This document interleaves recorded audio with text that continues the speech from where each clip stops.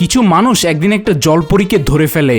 জলপরীটা ছিল ভীষণই দেখতে সুন্দর। সবাই যখন তার দিকে এমন ভাবে তাকাচ্ছিল, জলপরীটা তখন ভয় পেতে থাকে। একটা ছেলে গিয়ে তার নিজের শার্টটা খুলে জলপরীকে পরিয়ে দেয়। কিছুক্ষণ পরে জলপরীর পাখাগুলো সরে গিয়ে তার পা বেরিয়ে আসে। এখানে মানুষগুলো তাকে বলে তাদের সাথে হেঁটে এখান থেকে যেতে, কিন্তু জলপরী যেহেতু সারা জীবন পানির ভিতরে সাঁতার কেটেছে, কিভাবে হাঁটতে হয় সে জানে না। হাঁটতে গিয়ে সে বারবার এখানে পড়ে যাচ্ছিল।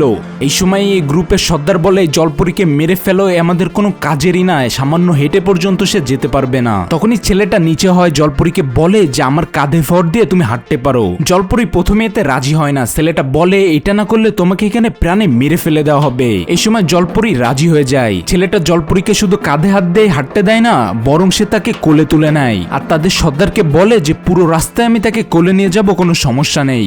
সর্দারও রাজি হয়। এখান থেকে তারা জলপরীকে নিয়ে চলে যায়। এরপরে কি হতে চলেছে দেখার জন্য পার্ট 2 লিখে কমেন্ট করো।